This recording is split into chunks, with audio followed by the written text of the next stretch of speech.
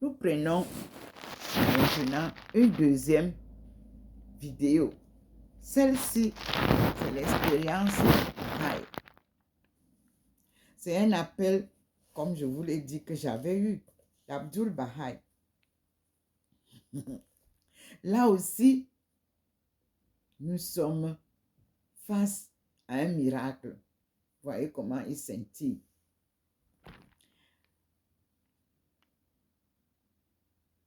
Abdul Baha'i m'avait appelé pour le suivre.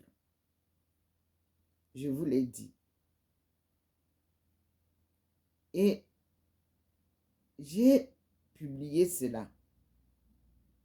Puis, à un moment donné, les gens m'invitaient à entrer, à aller prendre des cours, à aller suivre les autres. Non, il me disait qu'il n'y a rien à apprendre chez qui que ce soit. C'est lui le vrai maître. C'est la décision de Dieu que j'ai suivie. Puis, à un moment donné, ceux qui sont experts d'enlever les documents ou bien les publications des autres ont enlevé tout ce que j'avais publié concernant Abdul Baha'i et les Baha'i. Et je suis restée tranquille. Et j'avais même publié que le Seigneur lui-même ramènera tout cela. Et voilà que le Seigneur a ramené tout. Et nous disons merci au Seigneur. Merci, mon Dieu. Avec Dieu, on n'est pas pressé.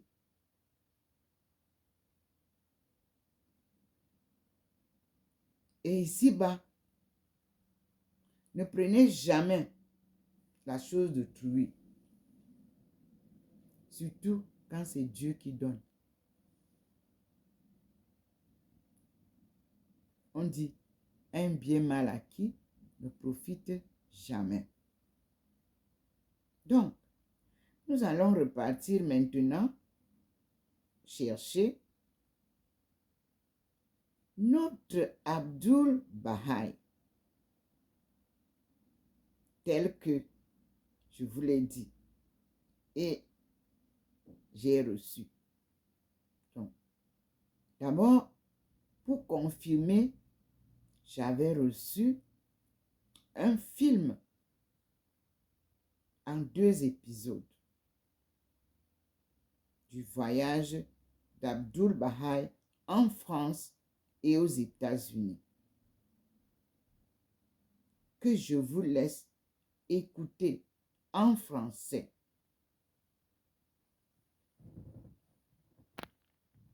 Nous allons être merveilleux.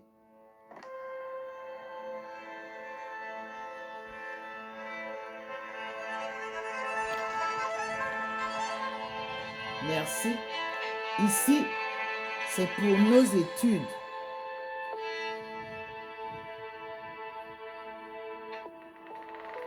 À la veille de la Première Guerre mondiale, et pendant une période fascinante de l'histoire européenne, la ville de Paris était un pôle d'attraction pour les artistes, les inventeurs, les scientifiques et les penseurs. La capitale mondiale incontestée de l'art comptait plus de 2 millions d'habitants, grouillant d'automobiles, de taxis, de bus, de tramways et d'un métro de première classe. Les Écoutons innovations au niveau ensemble. du commerce, de la technologie, des arts et sciences ont conduit à de nouvelles avancées. La Tour Eiffel était construite,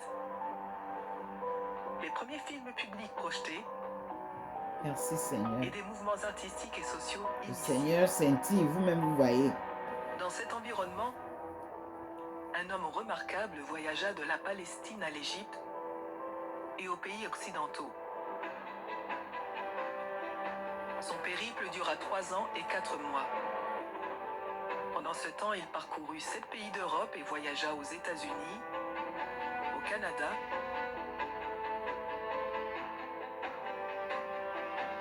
et retourna en Égypte. En l'Occident, il arriva tout d'abord en France.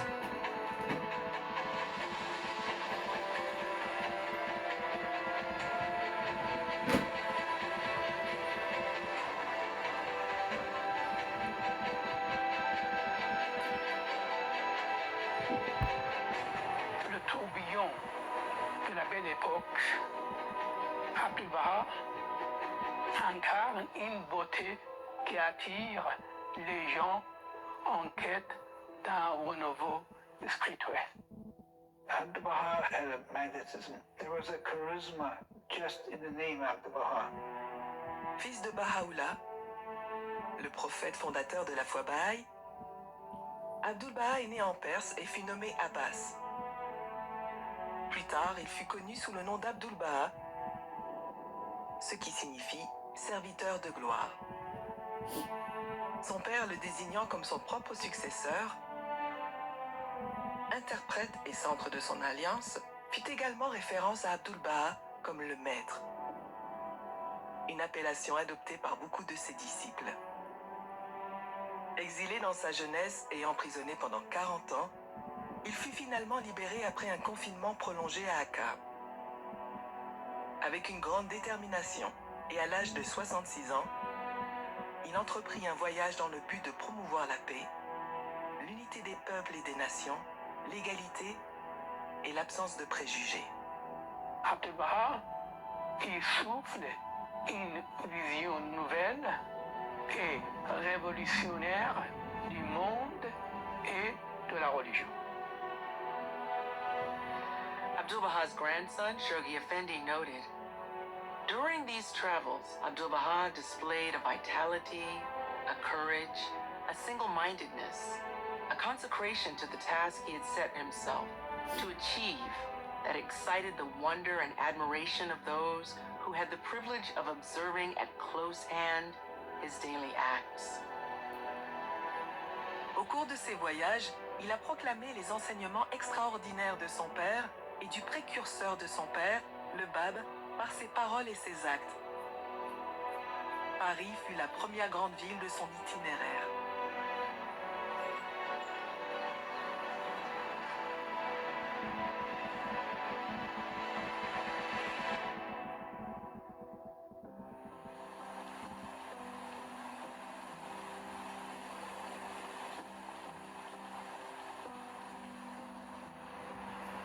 Donc Paris occupe une place très importante pour non seulement la France, mais aussi pour les Baha'is du monde. Par exemple, Baha'u'llah a envoyé 2 fois son message divin à Napoléon III, où la foi, dès le départ, a été mentionnée dans la presse française, essentiellement quand il y avait la persécution des croyants et des fidèles du Bab. Et tout ceci, c'était avant 1900. Même avant son arrivée, Abdu'l-Baha influença et fut en contact avec les premiers Baha'is de France. À partir de 1900, la première communauté Baha'i a été formée à Paris grâce à tous les soins d'Abdu'l-Baha et ses directives. J'ai l'impression que Abdu'l-Baha soignait et de très près cette communauté naissante, dont certains membres éminents comme Hippolyte Dreyfus, comme Laura Clifford Barney ou Edith Sanderson ou Monsieur Madame Scott, qui a servi énormément la foi en France. Abdu'l-Baha, comme je viens de dire, envoyait toujours ses lettres à cette communauté naissante, qui leur parlait de l'avenir de Paris, de l'avenir de la France. Mais Bowles s'était installé à Paris en 1894 avec sa mère et son frère qui fréquentaient l'école des Beaux-Arts.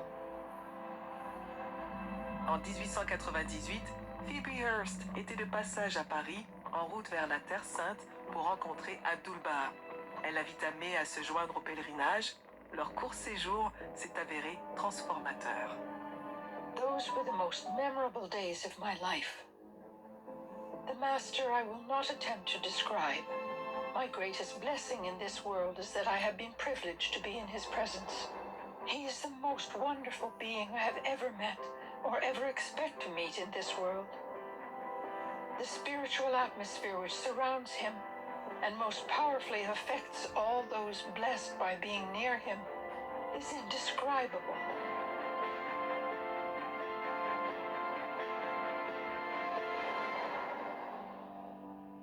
Of that first meeting, I can remember neither joy nor pain nor anything that I can name. Carried suddenly to too great a height, my soul had come in contact with a divine spirit. And this force, so pure, so holy, so mighty, had overwhelmed me. He spoke to each one of us in turn, of ourselves and our lives and those whom we loved. And although his words were so few and so simple, they breathed the spirit of life to our souls. Transformé par le voyage et confirmé bailli, May revint à Paris et commença à enseigner sa nouvelle foi. Ainsi, la capitale française abritait la première communauté de baillis d'Europe, dont beaucoup étaient des Nord-Américains y résidant en tant qu'artistes ou étudiants en art.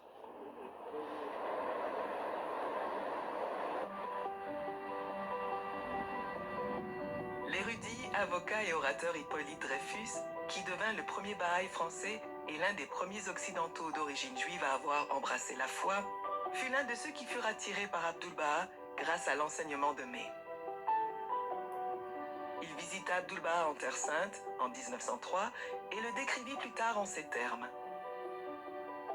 Un charme envoûtant, une éloquence qui rendait sa conversation recherchée même par ses adversaires. Et son tact ont fait de lui l'une des mentalités les plus fortes que l'on puisse imaginer. Son intelligence unique est capable de saisir tous les aspects d'une question et d'en voir sans hésiter la solution. Son cœur attire les désintéressés de la vie qui se sentent instinctivement attirés vers lui. Laura Clifford Barney et sa sœur Nathalie avaient fait leurs études en France, accompagnées de leur mère, Alice Pike Barney. Plus tard, Laura étudia les arts dramatiques et la sculpture à Paris. Lors de son premier voyage en Terre Sainte, elle a rappelé. When the Master appeared, I was overwhelmed. For such an atmosphere of perfect majesty and humility surrounded his whole being. He swept into the room and after a most beautiful welcome, bade us be seated. Then the flood of his words became as living water.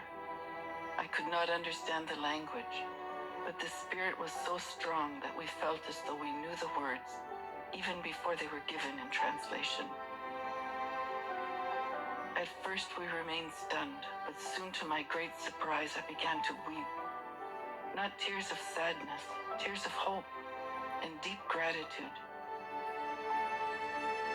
Lors de ses divers voyages en Terre Sainte, Laura a posé des questions à Abdu'l-Baha et enregistra ses réponses. En 1904, Laura et Hippolyte se rendirent en Perse à la demande d'Abdu'l-Baha et en 1911, ils s'épousèrent et s'installèrent à Paris, adoptant le nom de Dreyfus Barney.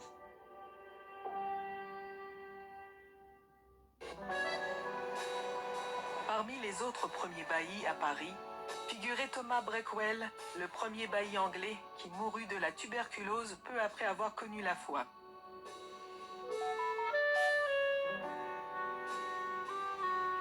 Edith McKay, qui devint la première baillie de Suisse, et deux Américains, Edith Sanderson, qui fut l'hôtesse d'Abdu'l-Baha, et Sidney Sprague, auteur, conférencier et compositeur étudiant à la Sorbonne. Dans ce groupe figurait également Edwin Scott, un peintre impressionniste américain. Mumford Mills, un avocat international américain. Bertha, Herbert Holly et Horace Holly, qui ont dirigé la galerie progressiste Ashnour à Paris de 1912 à 1914, et Mary Alice Buckton et Wellesley Tudor Paul, des baillis britanniques.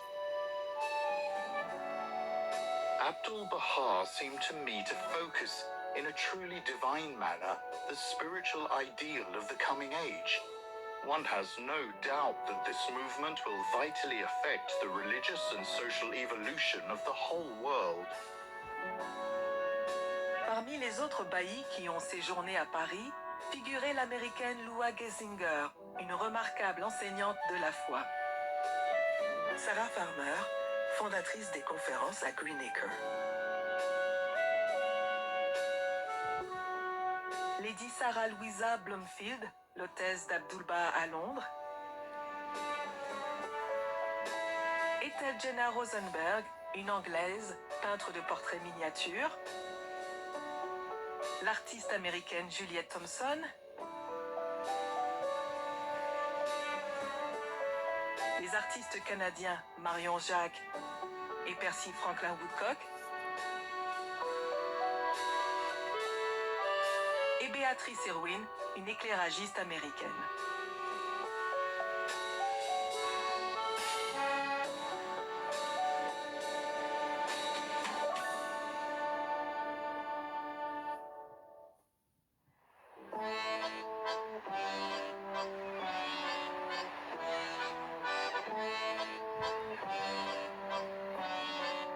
Alors, lorsqu'ils entendent qu'Abdu'l-Baha a accepté leurs invitations pour venir les visiter à Paris, ils étaient au comble de joie.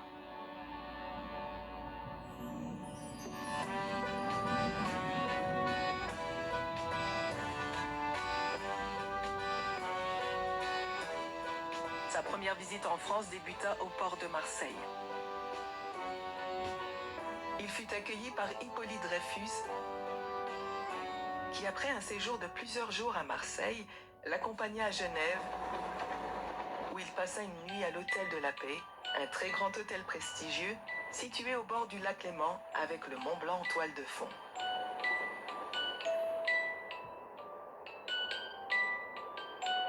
De là, ils prirent un ferry pour traverser le lac Léman jusqu'à Thonon-les-Bains, où Laura Dreyfus-Barney, Juliette Thompson et d'autres se joignirent au groupe. À Thonon-les-Bains, petite station balnéaire réputée pour ses eaux minérales et son air rafraîchissant, Abdu'l-Baha séjourna au Grand Hôtel du Parc. Là, dans des lettres qu'il envoya à son épouse et à sa sœur, il décrivit la beauté de la région. La beauté des paysages, la pureté de l'eau, le charme de l'horizon, la douceur de la brise et la luxuriance de la montagne se sont combinés pour produire un spectacle extraordinaire. Espérons que par la grâce et les faveurs de la beauté ancienne, la servitude au seuil de celui qui est le désiré renforcera ce moucheron aux ailes brisées et qu'il pourra retrouver de nouvelles ailes.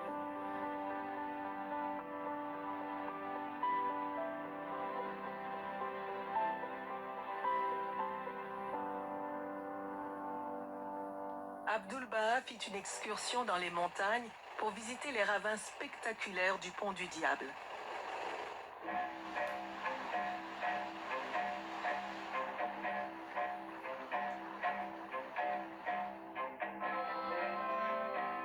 His excitement over beauty is wonderful to watch and perfectly heartrending when you think of his long, long life in prison.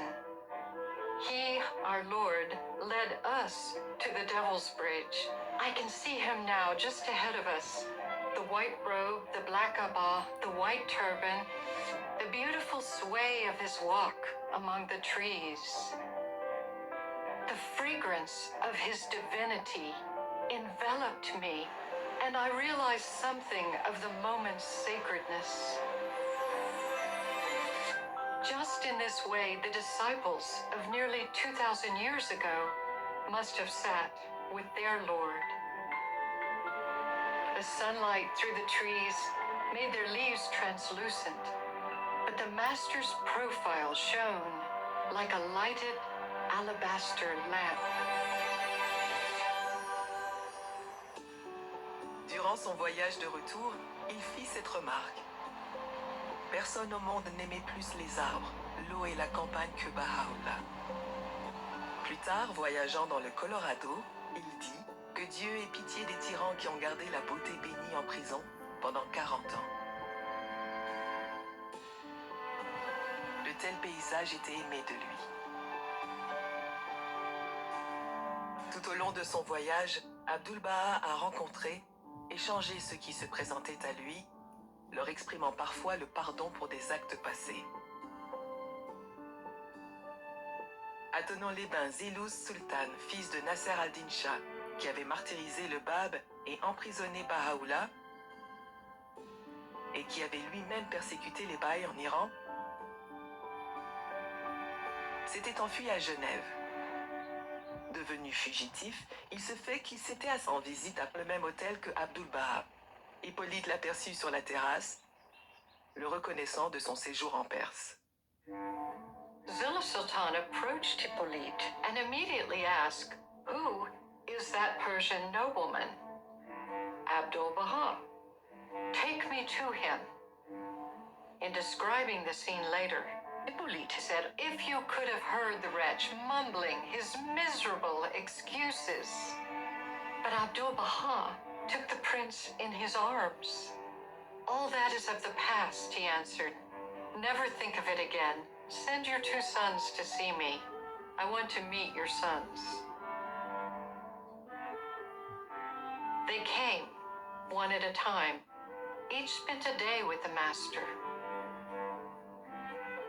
The first showed him great deference. The second, older and more sensitive, left the room weeping uncontrollably. "If only I could be born again," he said, "into any other family than mine." For not only had many Baha'is been martyred during his uncle's reign, and the life of Abdu'l-Baha threatened, but his grandfather had ordered the execution of the Bab. The young prince was born again, a Baha'i.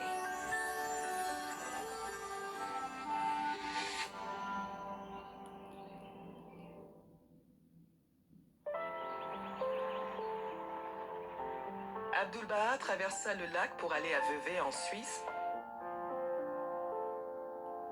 rencontrer Edith Sanderson et sa mère au parc Hôtel Moser. Vevey était une autre station balnéaire célèbre et le site de la résidence d'été de Dreyfus. À son retour à Thonon-les-Bains, Horace Hawley, sa femme Bertha et leur fille arrivèrent d'Italie pour le voir. Horace se souvient. I saw a stately old man, his white hair and beard shining in the sun. He displayed a beauty of stature, a harmony of attitude and dress I had never seen nor thought of in men. Without having ever visualized the master, I knew that this was he. My whole body underwent a shock. In every part of me, I stood aware of Abdu'l-Baha's presence. I realized that I had thus been drawn near to pure spirit and pure being.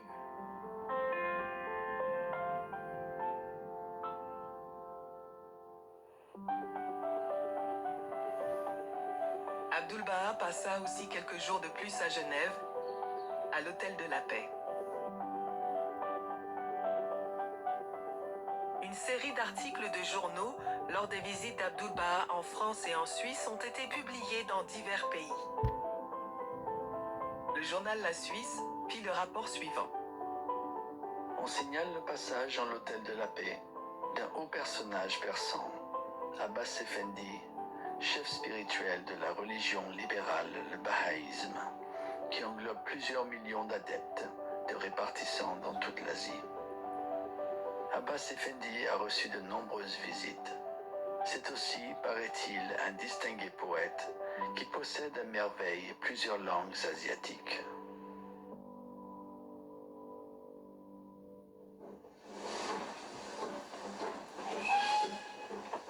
Le 4 septembre 1911, Abdu'l-Baha et son entourage prirent le train pour Londres via Paris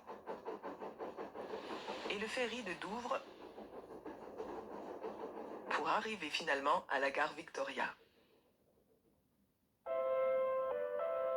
He arrived, and who shall picture him? A silence overcame us as we looked at him. He seemed an incarnation of wisdom and compassion, of power and authority, of strength, and of a buoyant youthfulness which seemed to somehow defy the burden of his years.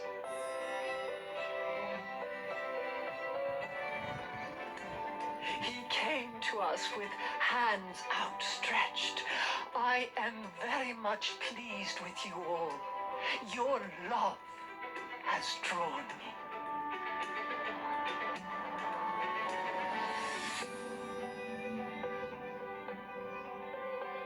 Day by day, friends brought offerings of flowers and fruit so that the table was laden with these beautiful tokens of love for Abdu'l-Baha.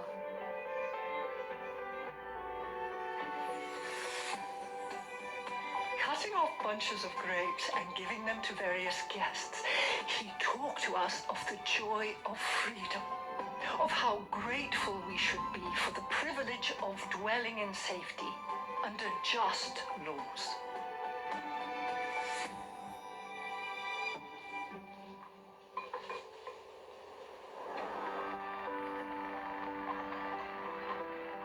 Les journaux de Londres publièrent des articles sur son arrivée et une série de réunions s'ensuivit dans les maisons de divers Bahaïs, en présence de 80 invités parfois. Parmi les nombreuses personnes qui l'ont rencontré, il y avait le Lord, maire de Londres, des ecclésiastiques éminents tels que l'archidiacre Wilberforce et le révérend R.G. Campbell, le poète Ezra Pound et des suffragettes.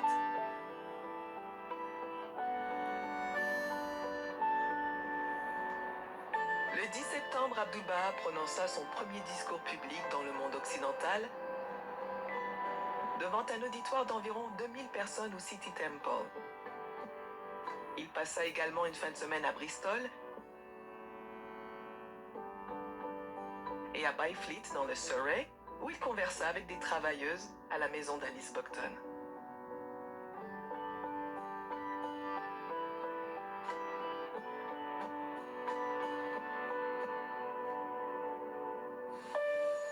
Après avoir passé un mois en Angleterre, Abdu'l-Baha retourna à Paris pour sa première visite prolongée, débutant le 3 octobre 1911. Paris était la première ville d'Europe. Des étrangers de diverses provenances y affluaient. Les 3 visites d'Abdu'l-Baha à Paris totalisaient 5 mois et 18 jours, plus de temps que dans n'importe quelle autre ville. Le premier soir, il logea chez Hippolyte et Laura Dreyfus Barnet, au 15 rue de Greuze.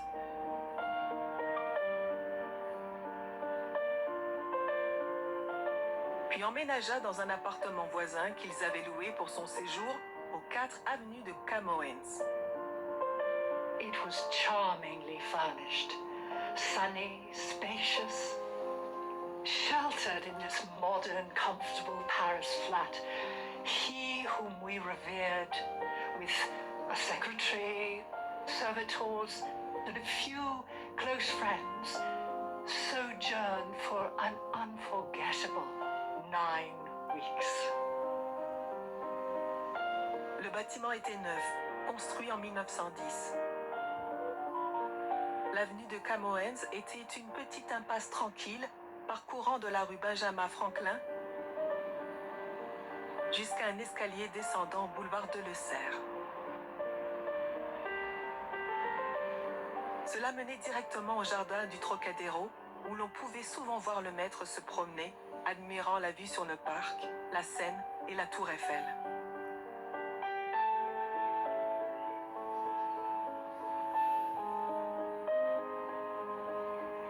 Quand Abdul-Baha était à Paris, donc, il avait l'habitude, puisqu'il est en 1911, donc il y avait les jardins du Trocadéro qui s'ouvraient tout près, donc il avait l'habitude de se promener dans le jardin du Trocadéro, et il disait qu'à chaque fois qu'il voyait des espaces verts, il pensait à son père qui pendant tellement longtemps, son père, bah alors là, qui pendant tellement longtemps ne pouvait pas voir ne serait-ce qu'un brin d'herbe, quoi. Donc voilà, donc on peut imaginer que quand Abdul-Baha se promenait dans les jardins du Trocadéro, il avait un sentiment particulier, il ressentait des choses particulières.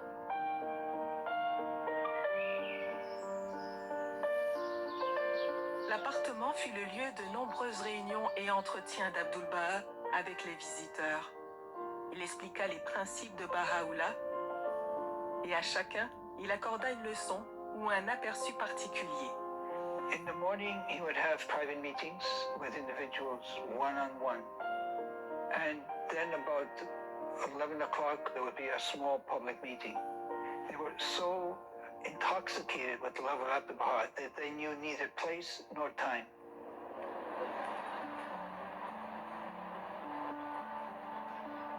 En France, la plupart de ces entretiens enregistrés étaient des conversations tenues avec des individus ou parmi de petits groupes. When Abdu'l-Baha was in France, he gave very few talks, public talks, to the Esperantists, the Theosophists, to churches. Most of his talks were private talks, small groups, with politicians and ambassadors. Heureusement, les 51 causeries publiques de Abdu'l-Baha données à Paris sont publiées par Lady Sarah Louisa Blanfield et ses deux filles, Rose Eleanor Cecilia et Marie-Serre, et une amie de leur famille, Miss Béatrice Platt, en 1912 à Londres. Dans le livre Causeries d'Abdu'l-Baha à Paris, Abdu'l-Baha aborde des thèmes importants qui sont pertinents aujourd'hui, offrant inspiration et encouragement. Faites donc tous vos efforts pour que, de jour en jour, vos actes deviennent de belles prières.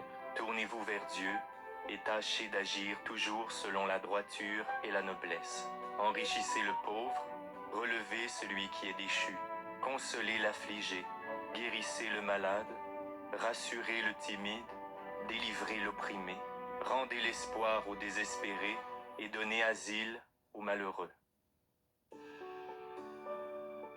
The words of Abdu'l-Baha can be put onto paper, but how describe the smile, the earnest pleading, the loving kindness, the radiant vitality, and the awe-inspiring authority of his spoken words? The vibrations of his voice seem to penetrate to the very core of being. À Paris, Abdu'l-Baha rencontra des gens de tous horizons et de diverses nationalités, des artistes, des écrivains, des politiciens et des journalistes.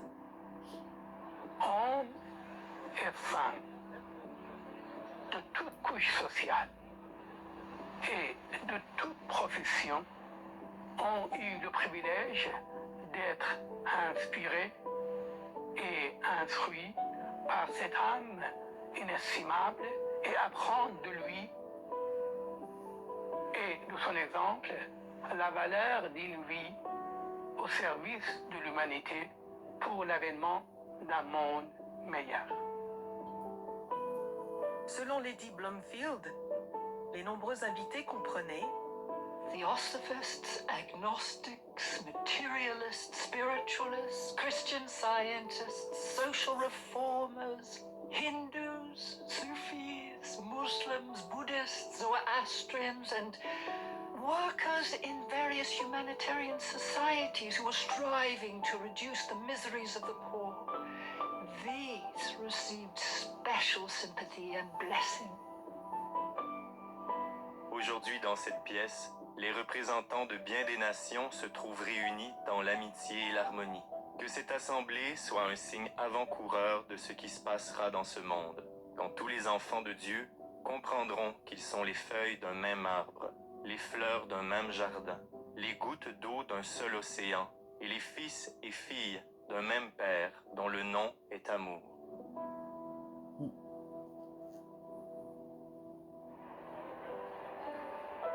Beaucoup ont cherché à rencontrer Abdul-Baha quand il était en France, certains parcourant une grande distance pour être avec lui. Mary Ann Ford, conférencière américaine, auteure et leader du mouvement pour le suffrage des femmes, lui rendit visite à Paris. At his apartment, everyone was admitted, no matter to what nationality he belonged, no matter how shabby were his clothes. Abdu'l-Baha is like a great magnet, drawing together the noblest forces of nations and individuals. The effect of this electric presence was that of clear and prodigious thinking, which swept away all trivialities. Il éclaire par sa profonde sagesse et sa puissance bienveillance la vie de ceux qui pouvaient croiser son chemin. Abdu'l-Baha related to people without seeing them physically. He would see their inner being, and you relate to that. So it didn't matter to him what country they're from, what language they spoke, what profession they were, how they dressed. Abdu'l-Baha donne sa première conférence publique à la salle de l'Athénée de Saint-Germain à Paris le 9 novembre 1911 comme invité de l'Alliance spiritualiste. Ici, il s'est réjoui du groupe et de son accent sur la spiritualité et a expliqué la révélation Baha'i, mettant l'emphase sur la capacité de l'humanité à manifester l'esprit. Par le pouvoir de l'Esprit Saint, l'homme arrive à connaître la réalité des choses. Toutes les grandes œuvres artistiques et scientifiques prouvent la puissance de cet esprit. Vos âmes sont comme les vagues de la mer spirituelle. Bien que chacune d'elles soit indépendante des autres, il n'y a qu'un seul océan. Il ne faut pas prendre en considération chaque vague isolée, mais l'océan tout entier. Il nous faut tâcher de servir la cause de l'unité et de la véritable égalité, afin que la lumière de l'esprit apparaisse en tous nos actes.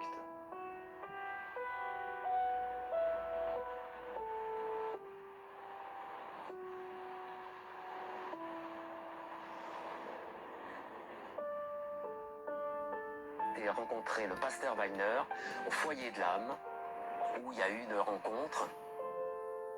Charles Wagner était un pasteur luthérien impliqué dans le mouvement visant à unir toutes les églises protestantes réformées.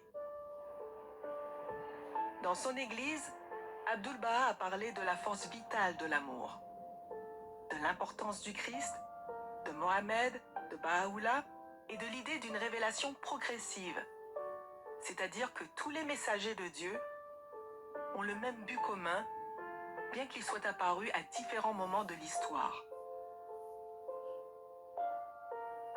Toutes les manifestations de Dieu ont cherché à guider les hommes dans les voies de la vertu. Cependant, nous, leurs serviteurs, continuons à nous disputer. Nous avons fermé les yeux aux principes fondamentaux de toutes les religions, c'est-à-dire que Dieu est un. Ce Dieu d'amour désire la paix pour toutes ses créatures. Pourquoi donc passent-elles leur temps à se faire la guerre? Ce sont les pratiques extérieures de la religion qui sont tellement différentes et qui provoquent les querelles et l'hostilité. Cependant que la réalité demeure toujours la même et qu'elle est une. La vérité n'a pas de division. Le jour approche où toutes les religions du monde s'uniront, car dans leur essence, elles sont déjà une. Au Théosophe, Abdu'l-Baha a exprimé sa joie de rencontrer de tels Parisiens. les louant pour leur intelligence, leur travail caritatif et leur absence de préjugés. Charles Blek était président et secrétaire général de la Société théosophique de France. Après avoir rencontré Abdu'l-Baha, il conclut: Abdu'l-Baha est l'incarnation parfaite de l'amour universel. Le prophète réel et idéal de la fraternité et de la paix. Un exemple divin, parfait pour nous tous. Et nous l'aimons et le vénérons tous parce qu'il est à la fois si divin et si humain.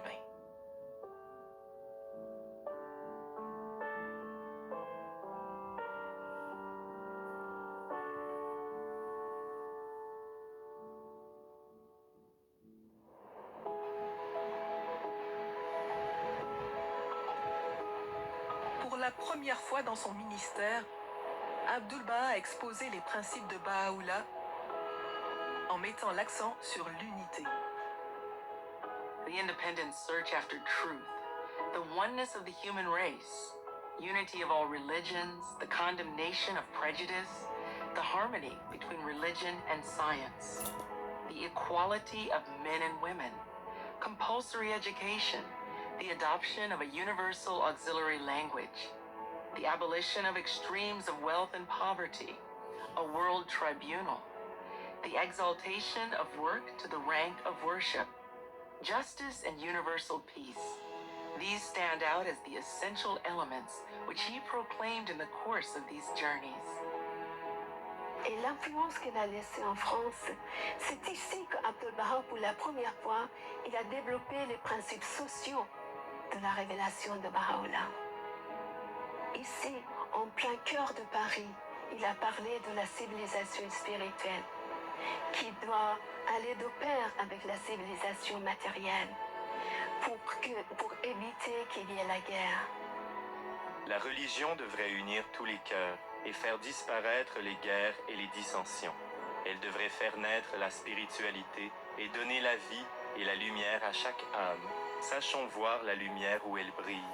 Puissions-nous être à même de reconnaître la lumière de la vérité partout où elle se présente. Dans de nombreux entretiens, il a souligné l'importance de l'harmonie de la science et de la religion. Dieu a fait la religion et la science pour servir en quelque sorte de critère à notre entendement. Quand la religion se trouvera en conformité avec la science, alors une grande force d'union et d'assainissement paraîtra dans le monde. Cette force détruira toutes les guerres, les conflits, les luttes et les discordes. Déplorant toutes les formes de préjugés, Abdu'l-Baha était particulièrement catégorique concernant le besoin d'unité raciale. Quant aux préjugés de race, c'est une illusion, une superstition pure et simple. Car Dieu nous a tous créés de la même race. Pour Dieu, il n'y a aucune différence entre les diverses races. Pourquoi l'homme inventerait-il un tel préjugé? His message was love and unity. That was the key message for everybody to love and be forbearing to everybody else. Probably the most strident messages he gave was about loving your neighbor, loving the stranger, loving the immigrant, regardless of who he is or who you might think he is. And even if your thoughts about him are correct, you should still love him.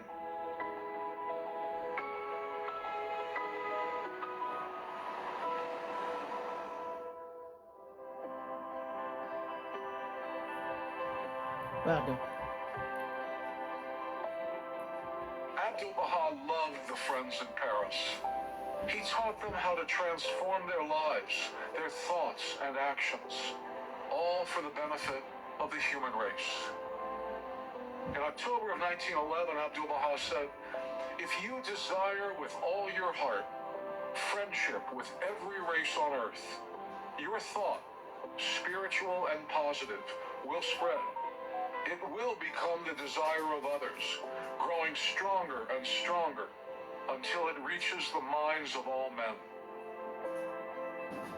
Il aborda également l'inégalité entre les sexes. Dans l'espèce humaine, le sexe féminin est considéré comme inférieur.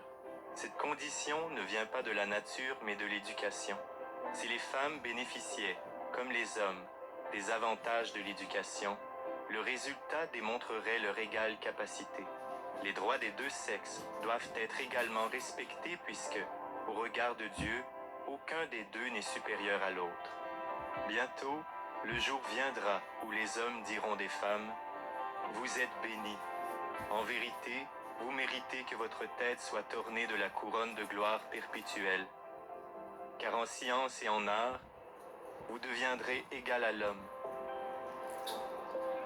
Quant à la tendresse du cœur et à l'abondance de grâce et de sympathie, vous lui êtes supérieur. »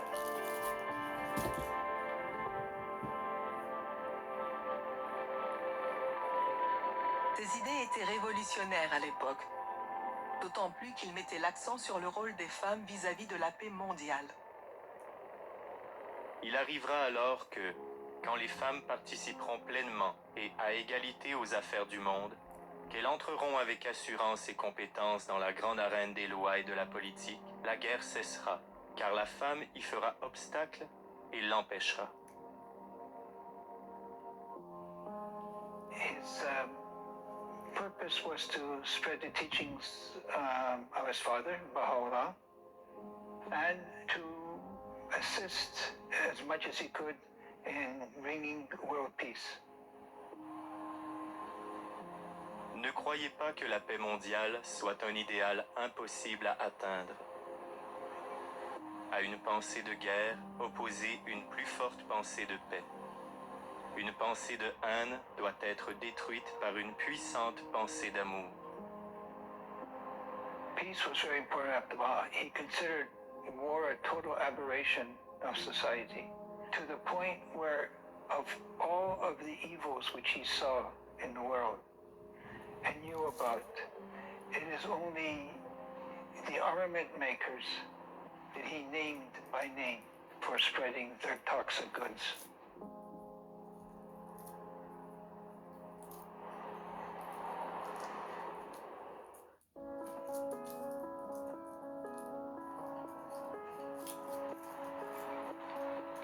In Paris, he seemed to be very active in contacting diplomats, politicians, and government officials.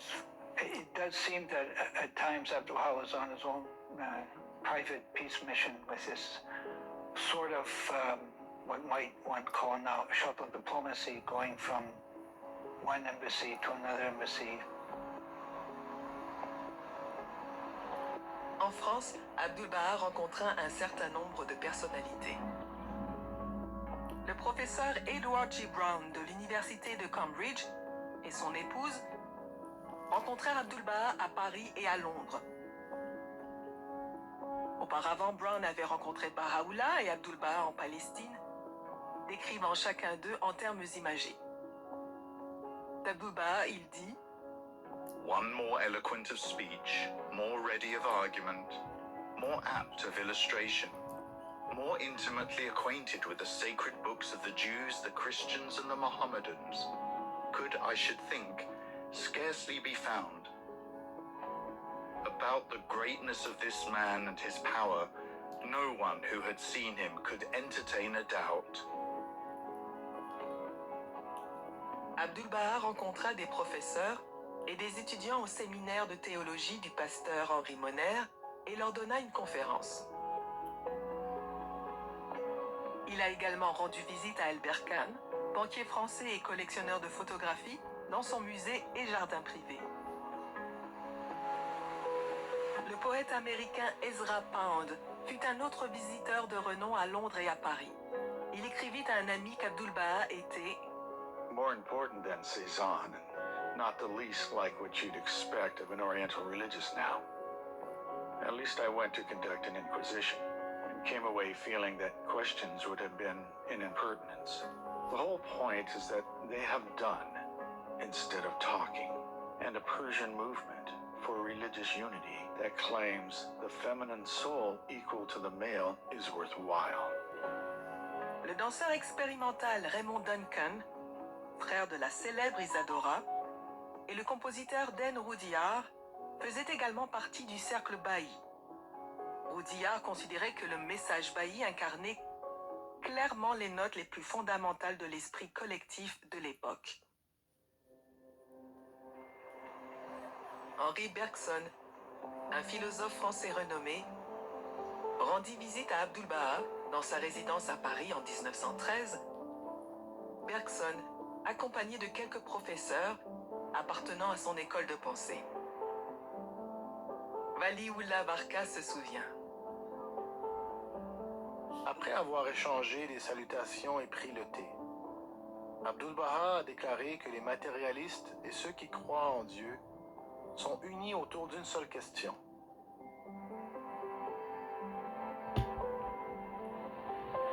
La création de tout ce qui existe est le résultat d'une très grande force dont la description nous échappe.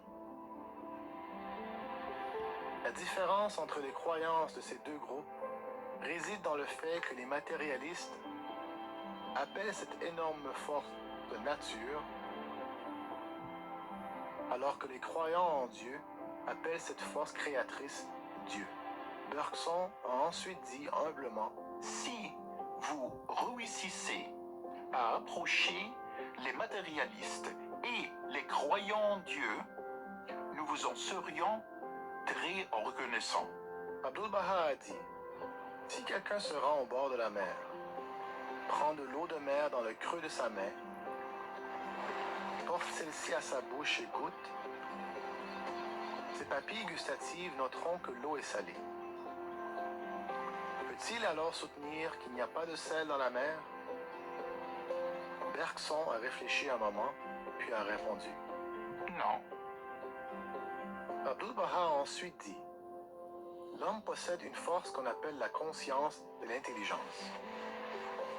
C'est grâce à cette force que l'homme est capable de créer toutes ces inventions extraordinaires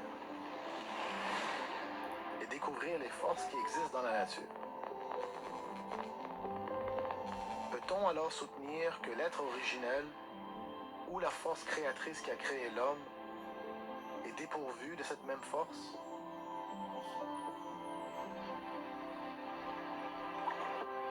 Bergson est tombé dans une profonde réflexion, puis soudainement, il a rompu le silence de la rencontre en frappant violemment la table avec son poing, secouant ainsi toutes les tasses de thé vides. Il a alors déclaré: Jusqu'à maintenant, personne n'a pu résoudre un problème aussi complexe avec des mots si simples.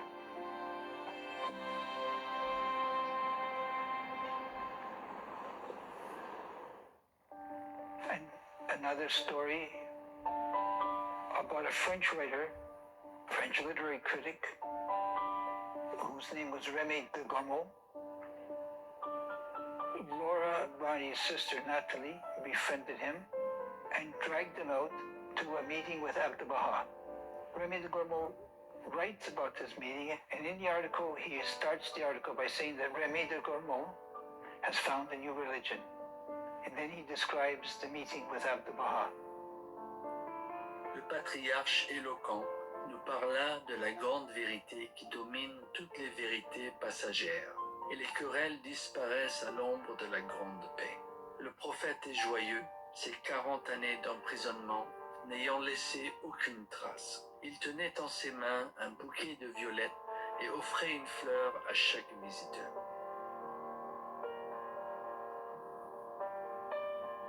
L'auteur reclus publia son article dans La France et plus tard dans la revue Mercure de France. Hassan Taqizadeh, membre fondateur du Persia Committee à Londres et plus tard ambassadeur d'Iran au Royaume-Uni, rencontra également Abdul-Baha à Paris. Abdul-Baha was extremely polite and wise and possessed excellent manners. Every time that he went outside and walked in streets or parks, he attracted people's attention. un ambassadeur du Japon à Madrid et sa femme, en visite à Paris, étaient impatients de rencontrer Abdul-Baha. Comme sa femme souffrait d'un gros rhume et qu'il devait partir le lendemain, Abdul-Baha va les retrouver à l'hôtel d'Iéna après une longue et fatigante journée. Lady Blomfield était présente. Though the hour was late, through the cold and rain he came, with his smiling courtesy bringing joy to us all. Abdul-Baha talked of conditions in Japan, of the great international importance of that country, of service to mankind, of the work for the abolition of war, of the need for improving conditions for the worker, and of the necessity of educating girls and boys equally. Il parla également de religion et de science. He said, scientific discoveries have increased material civilization. There is in existence a stupendous force, as yet, happily, undiscovered by man. Let us supplicate God that this force may not be discovered by science until spiritual civilization shall dominate the human mind. In the hands of men of lower material nature, this power would be able to destroy the whole earth. Well, the friends, wondering, said, how is it possible that having spent all his life imprisoned in an eastern fortress, he should so well understand the world's problems and possess the wisdom to solve them so simply?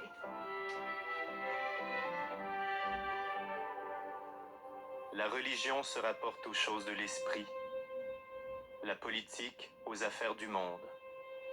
He also said, the religious ideal is the soul of all plans for the good of mankind. Religion must never be used as a tool by party politicians. God's politics are mighty. Man's politics are feeble. Wow. Lorsqu'Abdul-Baha observa le fonctionnement de la politique en Occident, il compara ce qu'il vit avec le modèle de la civilisation divine. En France, j'étais présent à une session du Sénat, mais cette expérience ne fut pas impressionnante. Les querelles et les arguties inutiles étaient fréquentes. Le résultat était surtout la confusion et le désordre. Et même, dans un cas précis, 2 membres du Sénat en vinrent aux mains. Ce n'était pas de la consultation, mais de la comédie.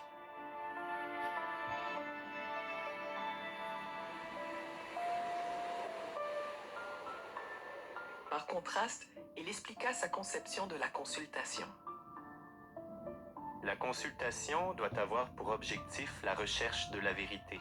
Celui qui exprime son opinion ne devrait pas l'exprimer comme étant opportune et juste, mais plutôt la présenter comme une contribution à l'unanimité d'opinion, car la lumière de vérité devient manifeste lorsque 2 opinions coïncident.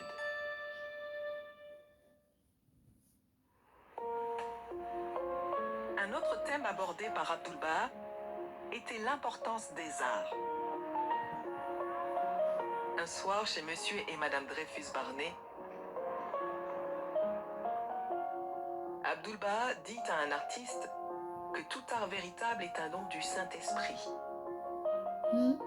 Lorsque l'artiste exprima la crainte de ne pas avoir la capacité nécessaire pour comprendre cela, Abdul-Baha le rassura en lui disant qu'il prierait pour lui.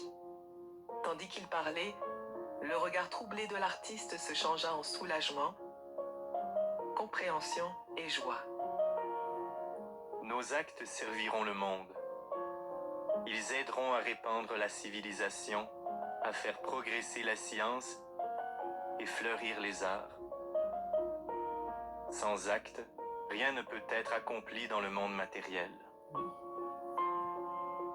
Tout au long de ces visites, les artistes de la communauté parisienne poursuivirent leurs activités.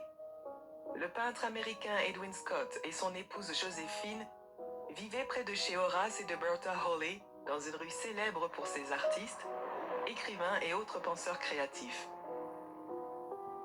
Des réunions hebdomadaires avec Abdul-Baha eurent lieu chez Scott, parfois avec jusqu'à 200 personnes. Il visita également la galerie Hawley, au coin du boulevard Raspail.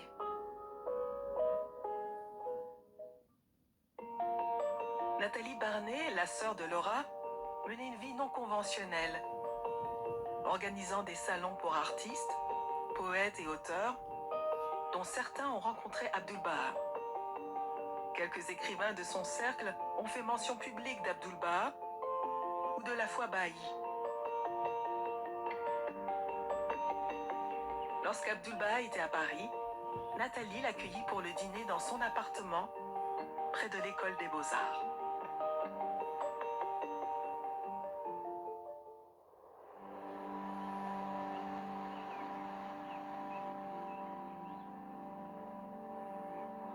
À 2 reprises, Abdul-Baha rencontra le célèbre musicien indien et leader soufi Inayat Khan, qui en était à sa première visite en France. Khan interpréta de la musique pour Abdul-Baha, y compris des chansons de poésie persane. Ya Allah, ya Allah, ya Allah, ya Allah, ya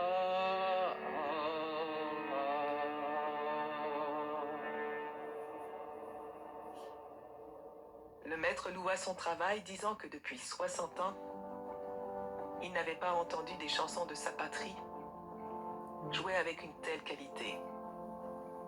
Et ils parlèrent de l'histoire de la musique.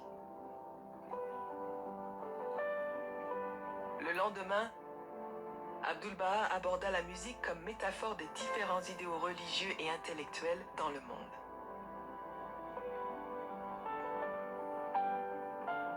Abdul-Baha a été photographié par 2 photographes professionnels à Paris. En 1911 et 1913, il a visité le studio du photographe français André Taponnier, dont les clients étaient des membres des principales familles royales d'Europe.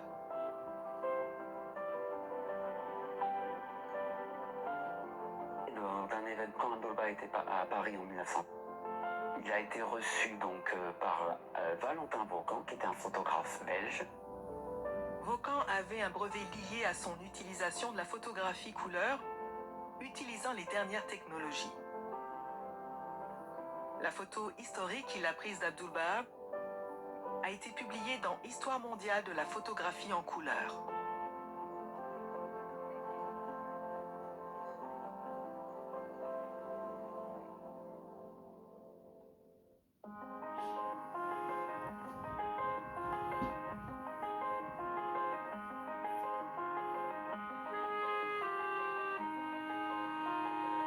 Parmi les autres sites qu'il visita, citons le théâtre du Châtelet,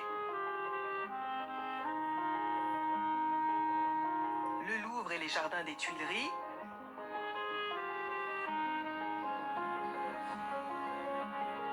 Versailles, Notre-Dame,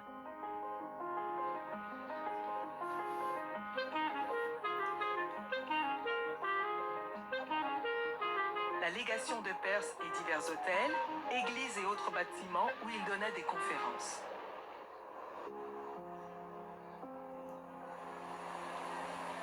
Évoquant le contraste entre Versailles et un refuge pour enfants qu'il visita, Abdul-Baha déplora la différence entre les nombreux bâtiments magnifiques servant uniquement au divertissement, tandis que les pauvres étaient abandonnés à une grande misère et une extrême pauvreté.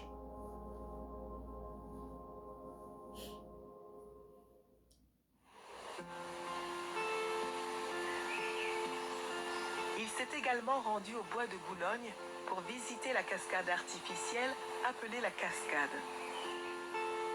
Là, il médita, plongé dans une mer de pensées. La méditation est la clé qui ouvre les portes des mystères. Cette faculté permet l'éclosion des sciences et des arts à partir du monde invisible. Par la faculté de méditation, les inventions deviennent possibles et des entreprises colossales se réalisent. Grâce à elle, les gouvernements peuvent diriger sans heurts. Par cette faculté, l'homme entre dans le royaume même de Dieu.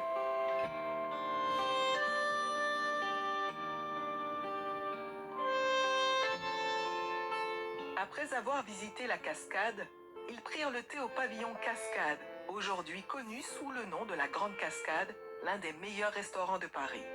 Il s'agit d'une remarquable Voyez le structure belle époque de verre et Saint-Ignace du d'acier Seigneur. de l'exposition de Paris de 1900, située à Avec l'entrée ça. du parc.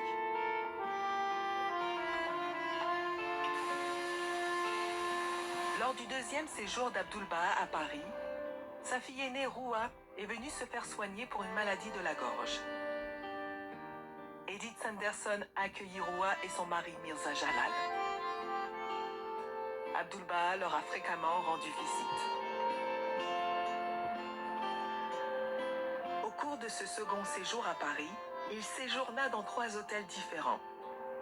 Le premier était un appartement qu'Hippolyte Dreyfus lui avait loué. Aujourd'hui, cet élégant bâtiment s'appelle le Dokans Hotel, situé au 117 rue Lauriston. Ensuite, il va changer d'hôtel, où il va décider d'aller à l'hôtel Baltimore, donc 88 avenue Kléber. Et ensuite, parce qu'il considérera que c'est trop bruyant, il choisira l'hôtel Pension Martha, 97 rue Lauriston.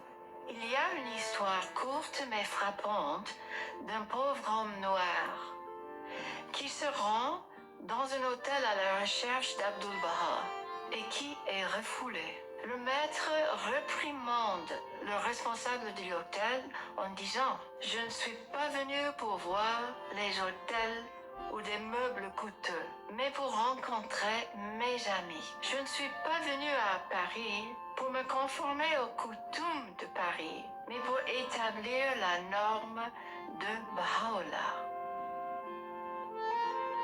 Si impressionnant, si intrépide, si clair.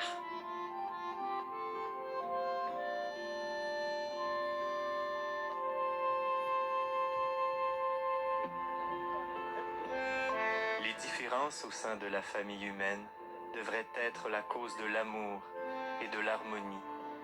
De même qu'en musique, l'accord parfait résulte de la résonance simultanée d'un grand nombre de notes différentes. Si vous vous trouvez avec des personnes d'autres races et d'autres couleurs, ne vous méfiez pas d'elles.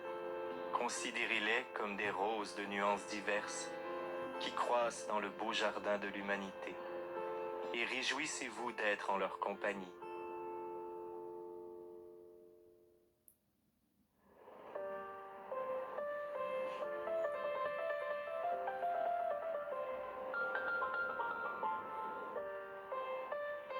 Il y a des rapports variés sur la façon dont il était perçu.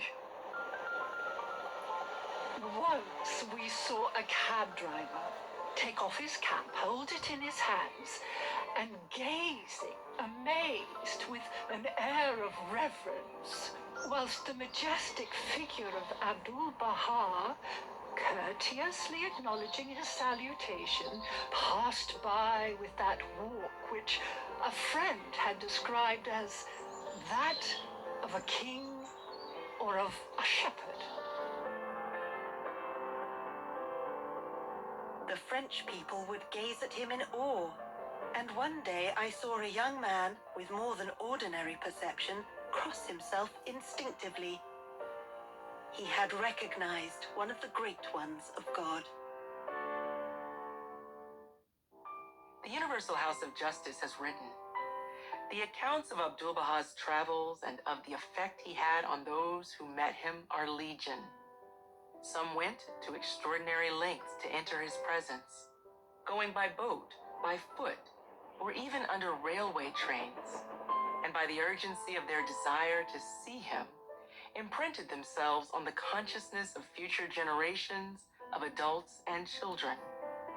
The testimonies of those who were transformed by even a brief, sometimes near wordless encounter with their beloved master remained deeply stirring. In the wide array of visitors he received, rich and poor, black and white, indigenous and immigrant, the universal embrace of his father's faith was unmistakably in evidence. La photographie de Abdul-Baha, à elle seule, eut une puissante influence sur certains. Une petite fille en Amérique, à la suite d'un rêve, insista que Jésus-Christ était dans le monde. Après avoir vu la photo de Abdul-Baha dans la vitrine d'un marchand de journaux, elle l'identifia immédiatement comme étant celle du Jésus-Christ de son rêve. Ceci poussa sa mère, ayant appris que Abdul-Baha était à Paris, à prendre le premier bateau pour l'Europe. Elles débarquèrent avec grande impatience et le rencontrèrent à son logis. La presse française a commenté favorablement ses visites. Des récits sur ses jours à Paris et dans d'autres villes furent souvent publiés dans le monde entier. Un article du journal The Excelsior rapporte « Rien dans notre civilisation occidentale ne semble le surprendre. Il s'intègre dans notre quotidien.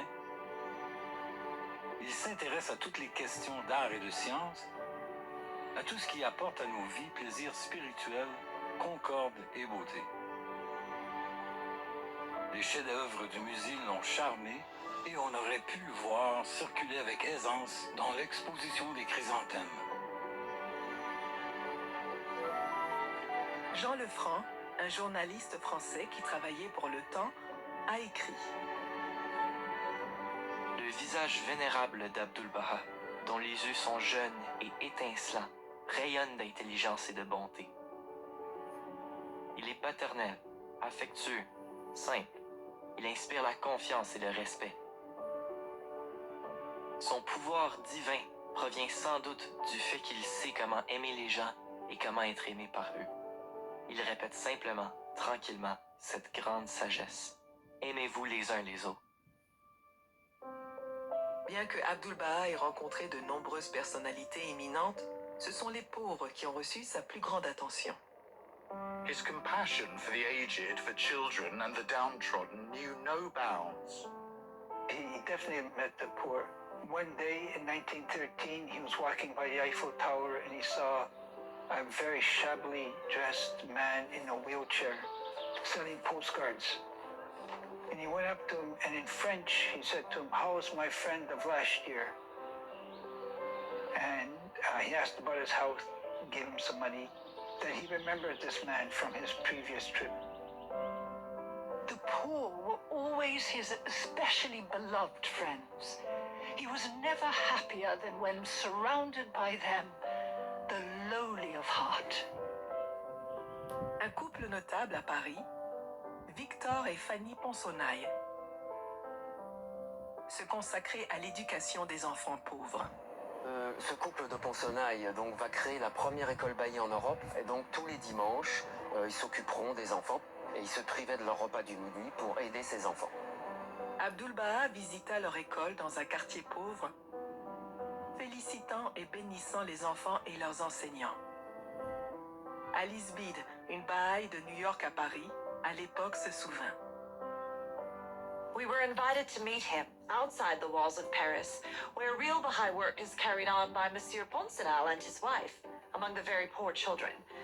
By going without their noonday meal, which to the French means much, they could give it to these little ones. After 3 months spent going around Paris every day, I assure you I had never seen such a dirty, miserable quarter. At one end was a raised platform and desk of rough boards. And as my eyes caught the greatest name hanging in a frame, and I saw the crowd of dear little ones gathered there, and my ears caught singing. Tears filled my eyes. After the song, Monsieur Ponsonal read a tablet sent by the master, and then all their heads turned towards the entrance. All arose as Abdul-Baha entered and said, "I am very glad to be here with you. I love you very much. I have been in many beautiful houses, but this is more beautiful to me, for the spirit of the love of Baha'u'llah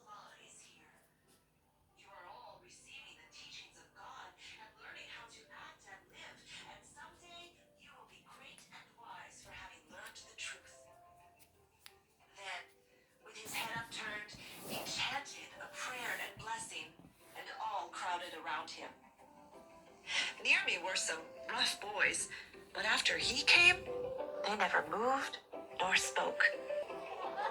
Outside the door stood Monsieur Poncenau, and Abdu'l-Baha took out many gold pieces and gave them to him as he bade him goodbye.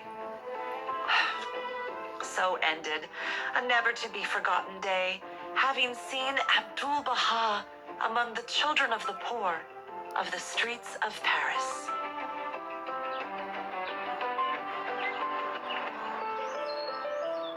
Alors, ce qui est remarquable avec l'histoire des Ponsonnailles, donc il crée la première école baillie en Europe donc, au mois de juillet 1911. Mais quand Abdul-Baha vient les voir, Abdul-Baha fait des prophéties sur le lieu même. Hein, où il dit, texto, il dit, donc j'ai visité beaucoup d'endroits dans le monde, mais celui m'est plus cher que tout au monde, car l'amour de Baha'u'llah y règne plus que nulle part ailleurs. Voilà. Il dit également à propos des Ponsonnailles, vous êtes des royaumes d'Abba, les rois et les reines ne seront pas célébrés comme vous le serez. Concernant la pauvreté, Abdu'l-Baha proposa des solutions. Le mal persiste dans le monde, précisément parce que les gens ne parlent que de leurs idéaux, sans s'efforcer de les mettre en pratique. Si les actes remplaçaient les paroles, la détresse du monde serait bientôt transformée. Nous sommes regroupés dans la cuisine. L'ajustement Toutes des les trois. conditions de vie doit être tel que la pauvreté des peuples disparaisse et que chacun, autant que possible, et suivant son rang et sa position, ait son fort et de bien-être. Les gouvernements devraient se conformer à la loi divine qui témoigne une égale justice à tous. Tel est le seul moyen permettant de supprimer le regrettable superflu que procure une immense fortune, ainsi que la pauvreté déplorable qui démoralise et dégrade l'homme.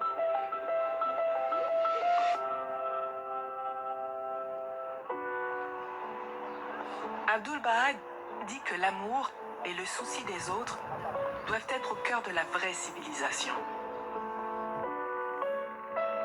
Ne vous contentez pas des paroles amicales, mais que votre cœur soit embrasé par une affectueuse bonté envers tous ceux qui peuvent croiser votre chemin. L'amour se manifeste non seulement par des paroles, mais par des actes. Abdu'l-Baha était un exemple d'amour et en parlait souvent. Quand vous aimez un membre de votre famille ou un compatriote, que ce soit avec une étincelle de l'amour infini, versez la lumière d'un amour sans limite sur tous ceux que vous rencontrez, qu'ils soient de votre pays, de votre race, de votre parti politique, ou qu'ils soient de toute autre nation, race ou nuance d'opinion. Les visites d'Abdu'l-Baha coïncidèrent avec les dernières années d'une époque connue pour son style de vie insouciant, ses grandes réalisations littéraires et artistiques et son matérialisme.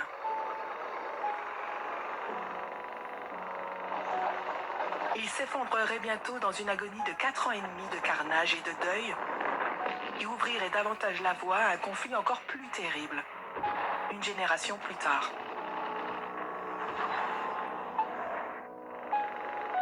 Il parla aux théosophes, aux espérantistes et à des assemblées de fidèles et à d'autres, les exhortant à l'unité et à la paix. Pourtant, il offrit des mots d'avertissement au sujet d'une guerre imminente. Il faut renoncer à tous les préjugés, qu'ils soient de nature religieuse, raciale, nationale ou politique, car ils sont la cause des maux dont souffre l'humanité. Il s'agit d'une grave maladie qui, à moins d'être arrêtée, est capable de détruire la race humaine tout entière. Toutes les guerres désastreuses, avec leur cortège de misère et de carnage, ont eu leur point de départ dans les préjugés. Et à mon avis, il a préparé cette communauté à faire face à la guerre qui suivait son départ.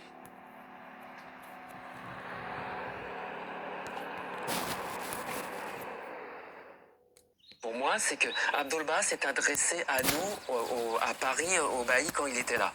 Donc des fois, il s'adressait au bailli du moment en disant des choses pour le présent, mais des fois, Abdul-Baha s'adressait pour le futur.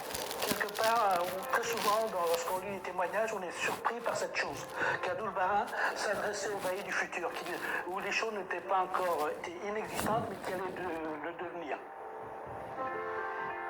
Portez vos regards au-delà de l'époque actuelle et considérez l'avenir avec les yeux de la foi. Réjouissez-vous et soyez dans l'allégresse, car ce jour commence à poindre.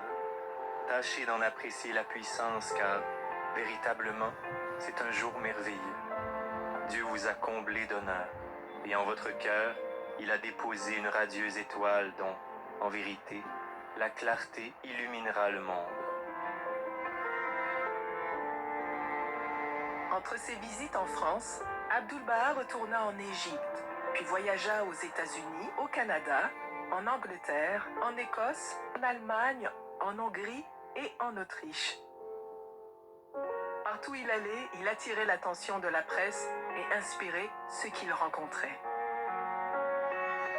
Shoghi Effendi summarized his travels in these words.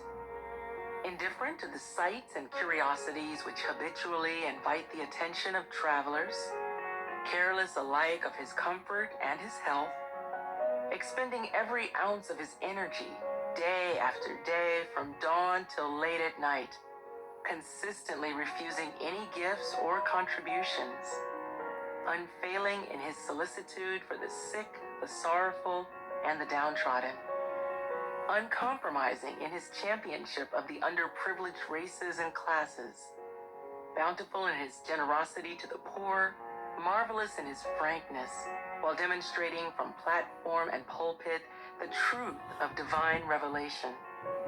And last but not least, incomparable in the spontaneity, the genuineness and warmth of his sympathy and loving kindness, shown to friend and stranger alike. He, the incarnation of every Baha'i virtue and the embodiment of every Baha'i ideal, continued for 3 crowded years to trumpet to a world sunk in materialism and already in the shadow of war, the healing, the God-given truths enshrined in his Father's revelation. Whilst these episodes were taking place, we who witnessed them seemed to be in a higher dimension. The constant awareness of an exhilaration gave us the sense of being one with the life pulse which beats through the universe, an experience to be treasured. It is impossible to find fitting words to express the thoughts and feelings which were with us in those Paris days.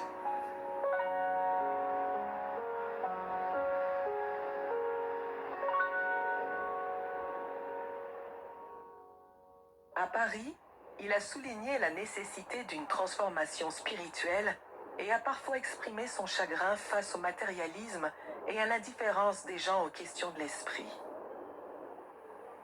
L'éducateur américain Stanwood Cobb a rapporté que son entretien le plus important avec le maître eut lieu à Paris en 1913.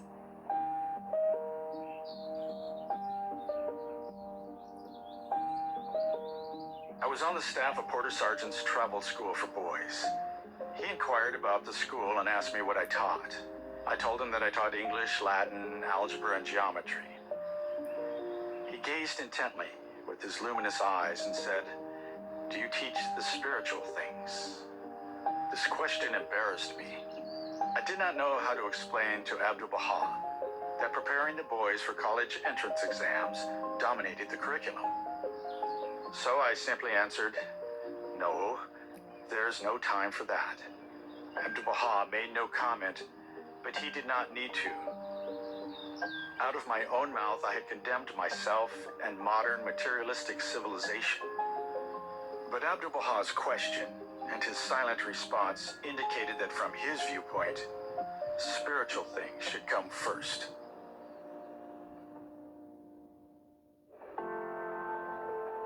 Les efforts spirituels, dit-il, créeraient une transformation sociale. Mais cette réunion, à Paris, est vraiment une réunion spirituelle. Je vous le dis, il vous a choisi pour être ses messagers d'amour dans le monde. Les propagateurs de l'unité et de la concorde sur la terre.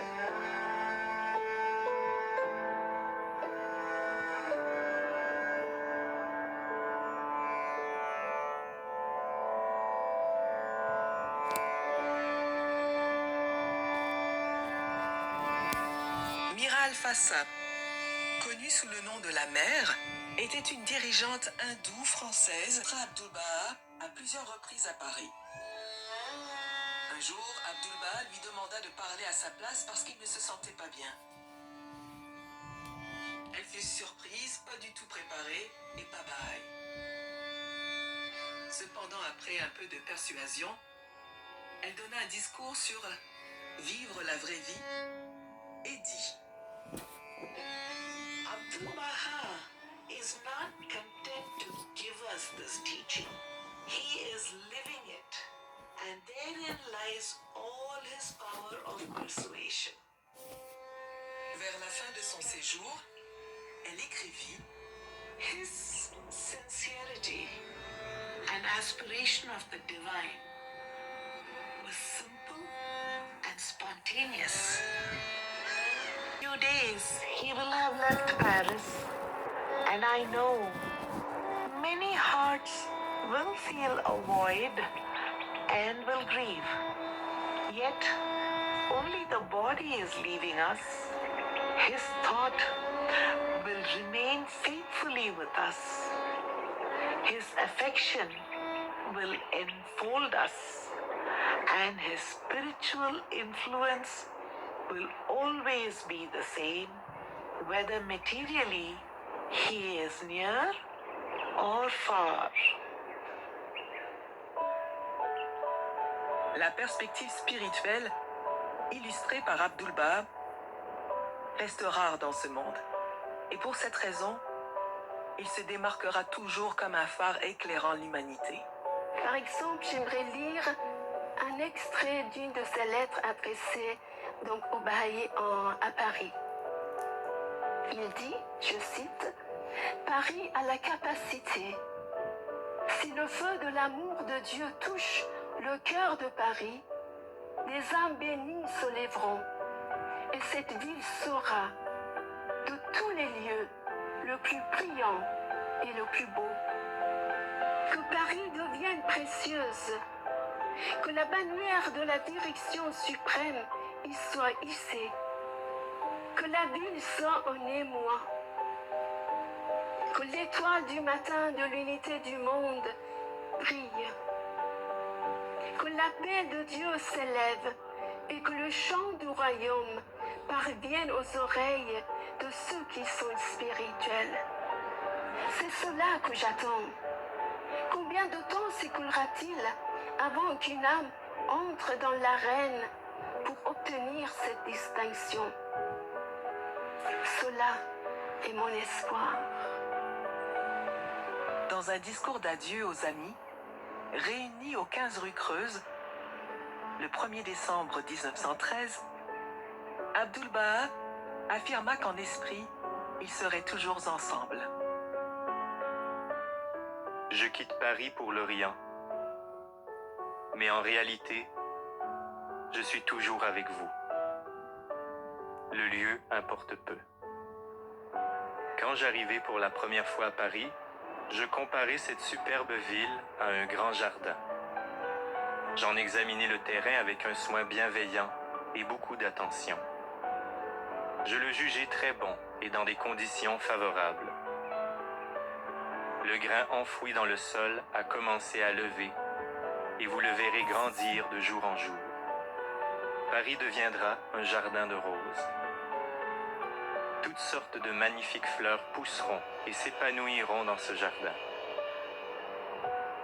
Et la renommée de leur parfum et de leur beauté se répandra dans tous les pays. En vérité, nous sommes à l'aube du jour où Paris sera illuminé. Ne laissez pas votre esprit s'attarder sur le présent. mais regardez vers l'avenir avec les yeux de la foi, car, en vérité, l'Esprit de Dieu travaille parmi vous.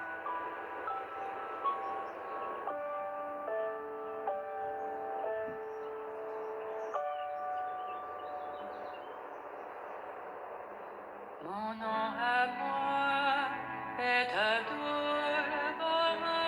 Mon nom à moi est Abdul-Baha. Mon nom est Abdul-Baha. Mon nom à moi est Abdul-Baha.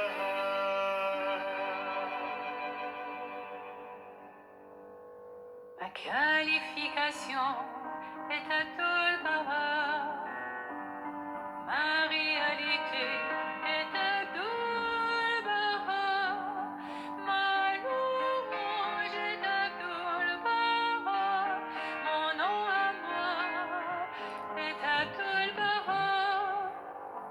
Ma qualification est Abdul-Baha.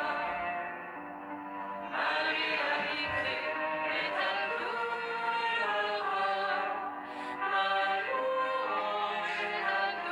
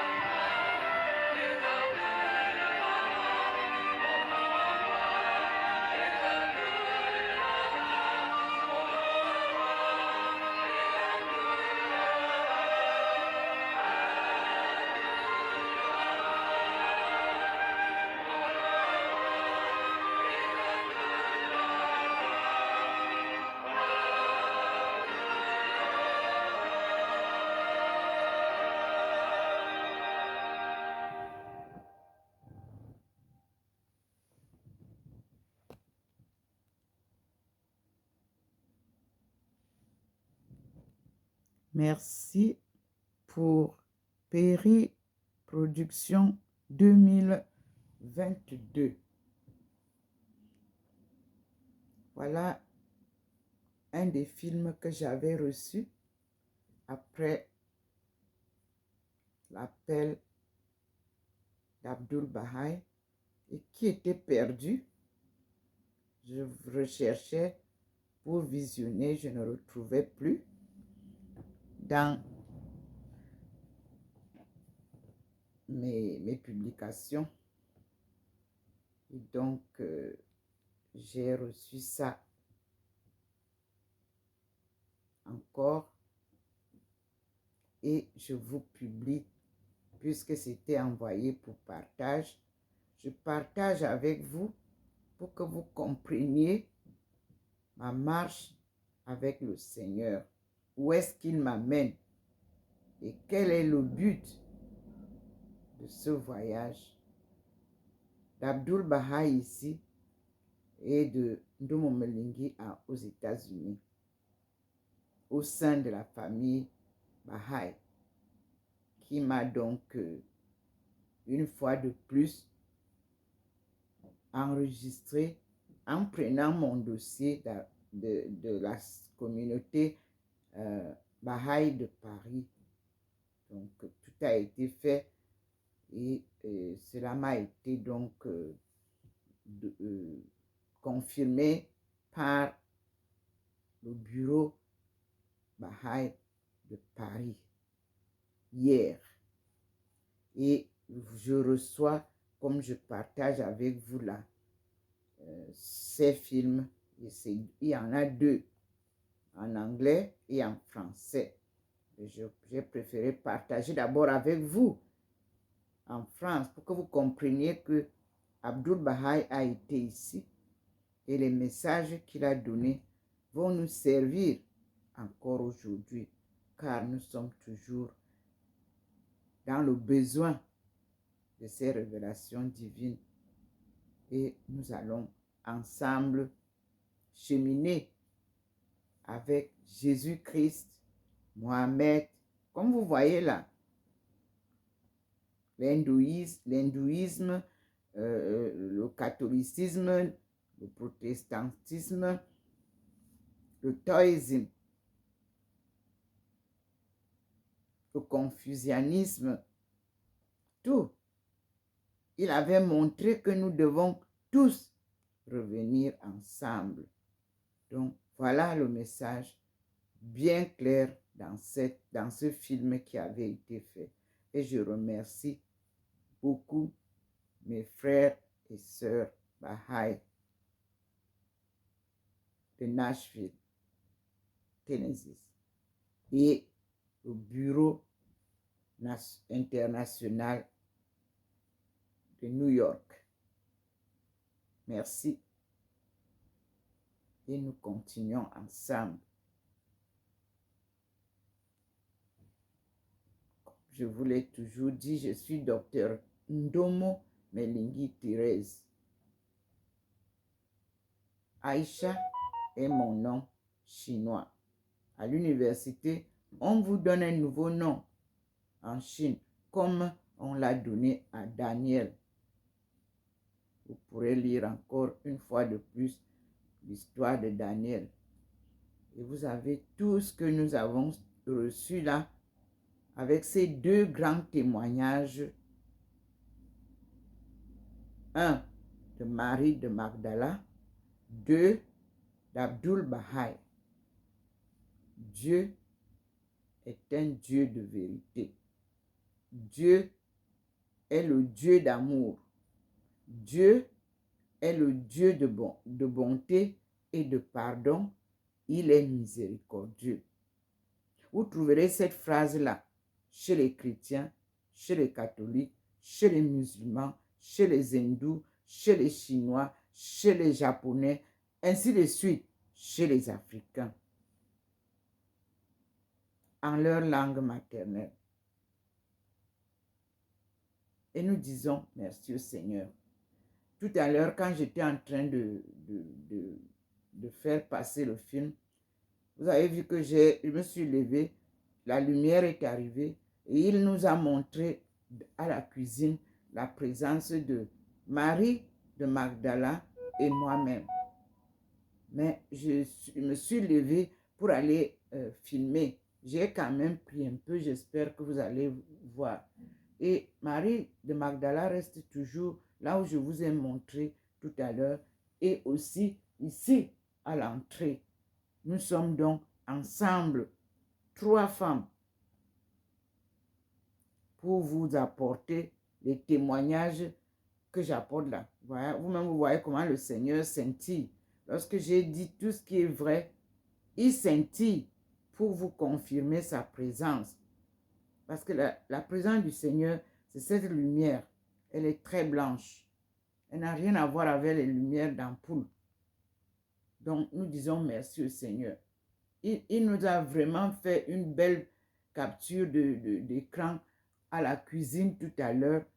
Le temps que je me lève pour aller filmer. Mais moi, je vois, mais j'essaie de vouloir partager avec vous, afin que vous suiviez vous aussi. Le Seigneur visite une fois de plus la France. Et nous sommes, tel qu'on l'a dit, dans une situation de crise. Remettons-nous entre les mains de Dieu qui nous apporte la paix. Comme je l'avais eu, ces visions, comme cela s'est passé au Cameroun. En 1900, vous êtes témoin. En 1991, on a organisé une procession à la demande de Maman Marie. Cela a calmé les populations. Donc, je vous remercie. À très bientôt. Et soyez dans la paix. Cultivez la paix. Tous les conseils que Abdul Baha vous a donnés là, c'est sur ça que nous allons travailler maintenant.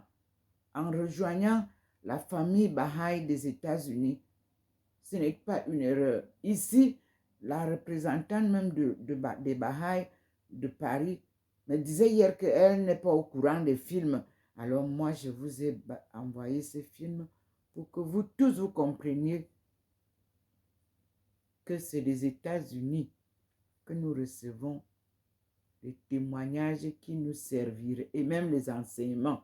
On traduit seulement. Il va falloir nous référer à ces enseignements, tant de Marie de Magdala que d'Abdul Baha'i que nous avons maintenant. Après, nous allons passer aux enseignements de Thérèse d'Avila, qui a écrit elle-même son histoire. Parce que je l'ai retrouvée son histoire lorsque j'ai eu ce livre que le Seigneur a choisi. Ici, Thérèse d'Avila. Qui es-tu? Père Jean Abiven, OCD, Édition du Carmel, Témoin de vie. Ça, je vous ai publié ça. Nous allons passer à son témoignage aussi, puisque ce sont ces personnes-là qui sont adossées à la marche que je fais. Ici, nous allons découvrir Thérèse d'Avila avec sa plume, comme nous allons découvrir Jésus avec sa plume, Marie de Magdala avec sa plume. Ce n'est pas la plume des apôtres ou ou des écrivains. Nous allons retrouver pas à pas. Vous voyez comment je suis déjà parti trouver là où se trouve le corps de Marie de Magdala. Merci Seigneur. Par ta grâce, nous serons bénis et sauvés. Alléluia. Amen. Nous sommes bien sûr aujourd'hui le 7 février 2024. Vraiment, on va être bercé par cette dernière chanson qui nous a été donnée. Elle est magnifique. Elle est parlante. Merci.